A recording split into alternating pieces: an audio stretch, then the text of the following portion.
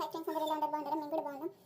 ఈరోజు అయితే చికెన్ చేయబోతున్నాను. అలాగే హాఫ్ కేజీ చికెన్లోకి కావాల్సిన మసాలా మొత్తం తీసుకుంటున్నాను. ఆనియన్, అల్లం వెల్లుల్లి, అలాగే చెక్క లవంగ పొడి, కొబ్బరి పొడి. నేనైతే మసాలా మొత్తం దీంట్లో వేసి మిక్సీ కొట్టేస్తాను.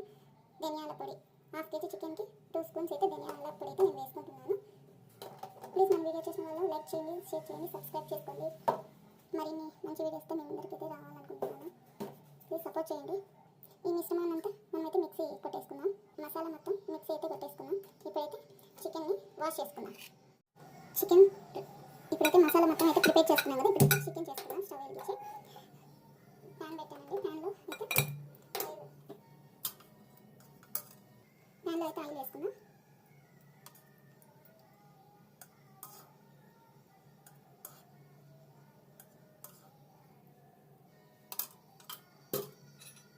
ఆయిల్ వేసుకున్నాను. మసాలా మొత్తం ఆయిల్ వేసుకున్నాను. కొద్దిగా పసుపు, అలానే తగినంత కారం,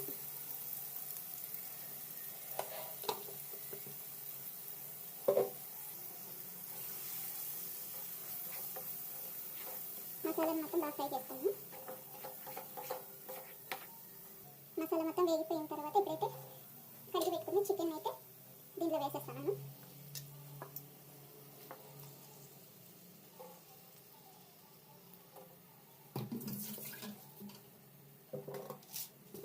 కొంచెం ఉప్పు,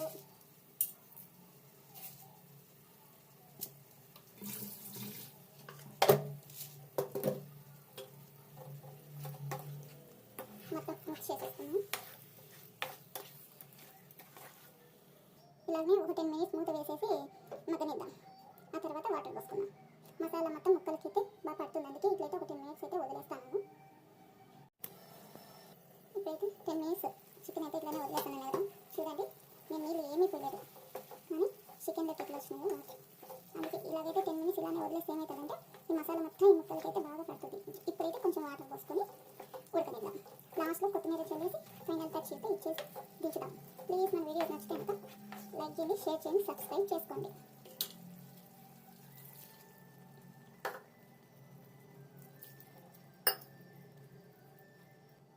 ఇప్పుడైతే వాటర్ పోసినాను. చికెన్ అయితే బాగా ఉడకనిద్దాం. అలసంద వడలకైతే ఫైనల్ టచ్ అయితే చికెన్కి కొత్తిమీర వేసేసి దించేసుకున్నాం. చికెన్ అయితే రెడీ అయిపోయింది. చాలా బాగా కూడా కుదిరింది. టేస్ట్ కరెక్ట్గా సరిపోయాయి. అన్ని ఉప్పు, కారం అన్నీ సరిపోయినాయి. దించే ముందు ఫైనల్ టచ్ కొత్తిమీర వేసుకొని దించుకున్నాం.